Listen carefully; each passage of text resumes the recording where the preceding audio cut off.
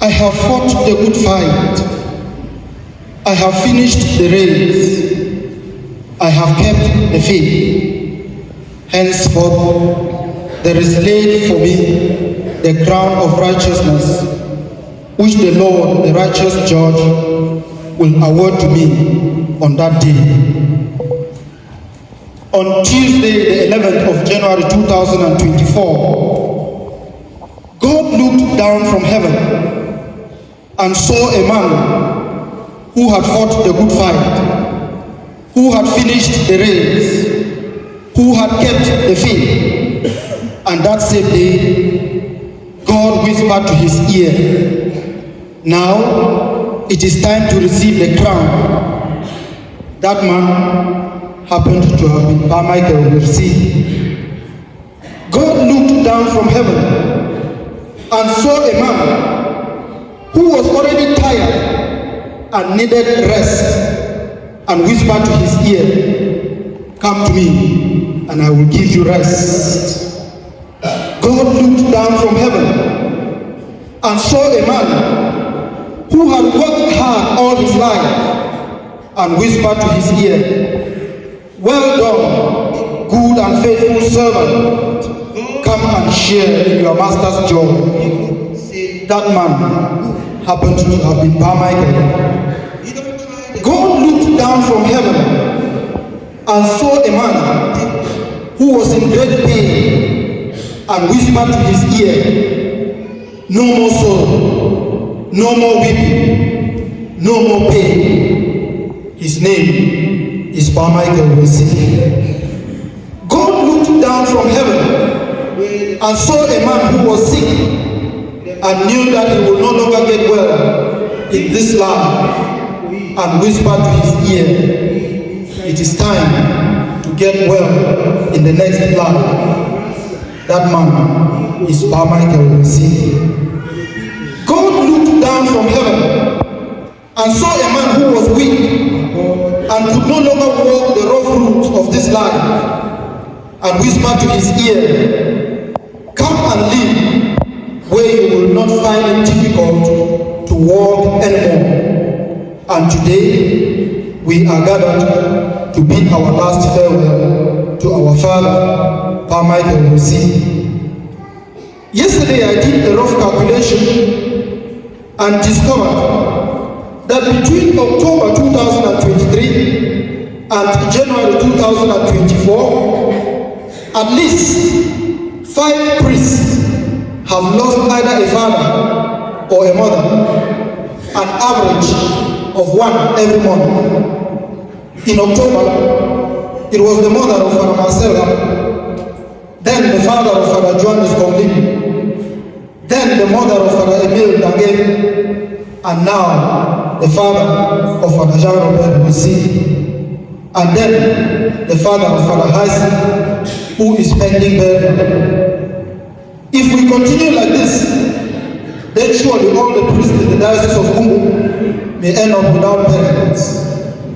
Maybe every priest whose parents are still alive should call them every day and find out how they are doing, because after this, we don't know whose father or mother is next. If there is one thing that must be said at the funeral of Pa Michael Omersih, it must be said that he died knowing that his family took care of him when he was sick. We cannot count the number of times he was rushed to the hospital and his family was there to take care of him in the hospital and back home. If there is one thing that must be said at this funeral, it must be said that he died knowing that his family was there for him when he needed the most. If there is anything that must be said at this funeral, it must be said that he died knowing that his family loved him. It must be said that he died knowing that his children offered him the best care they could in his old age and on his bed of pain. I like to single out in a special way Quintus, who left everything he was doing in Douala and came back home to take care of him.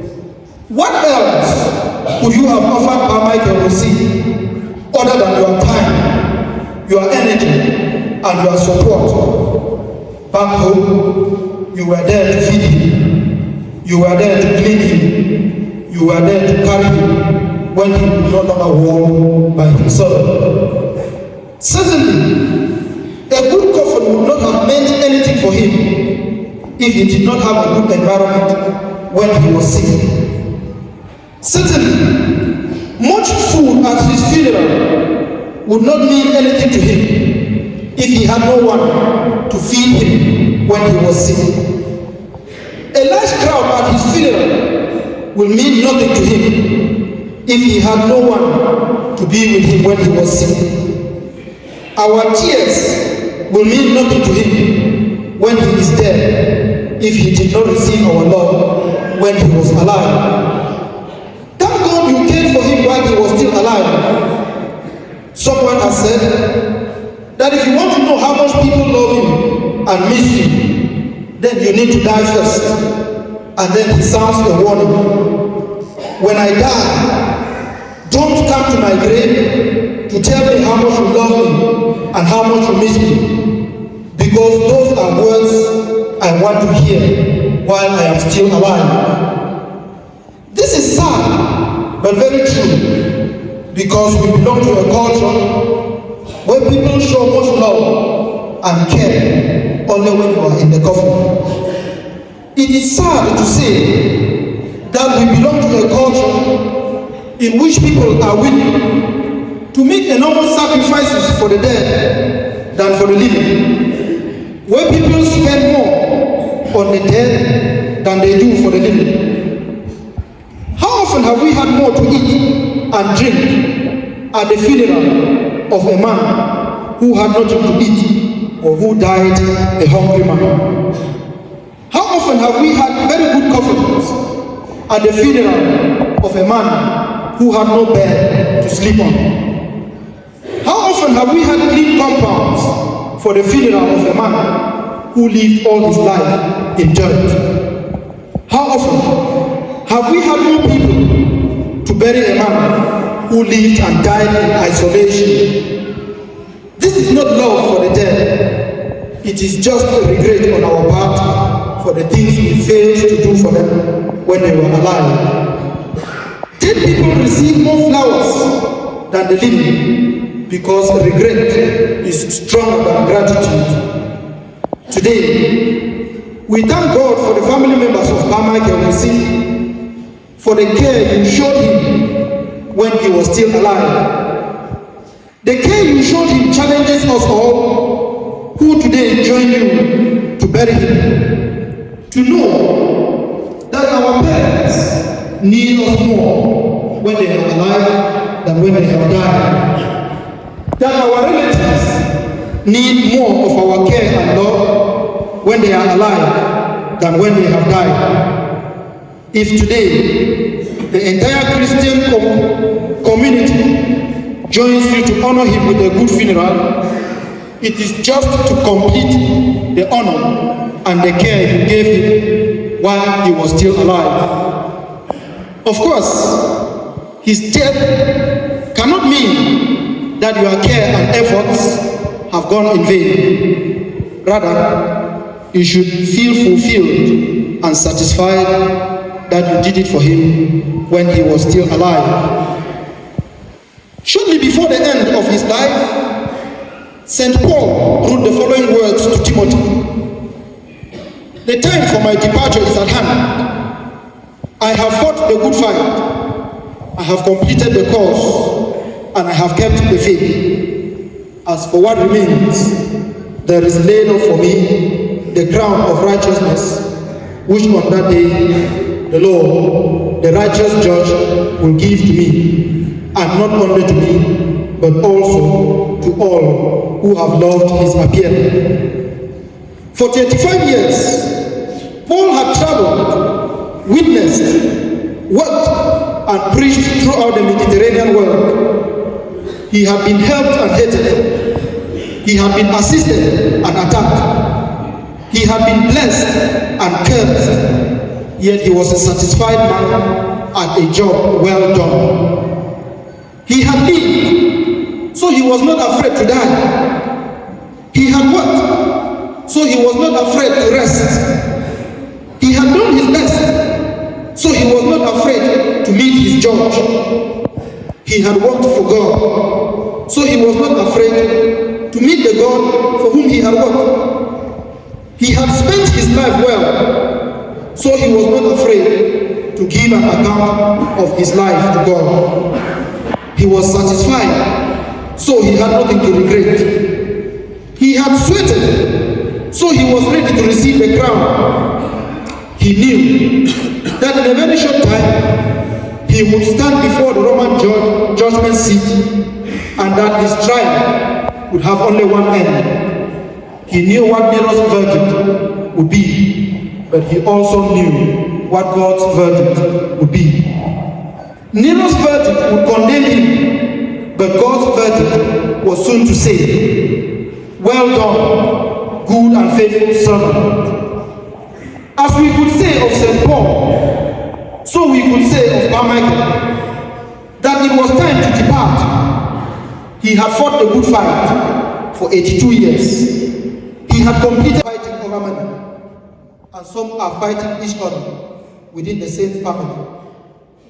Before his conversion, St. Paul had been engaged in the wrong fight, the persecution of Christians, arresting them and bringing them to prison.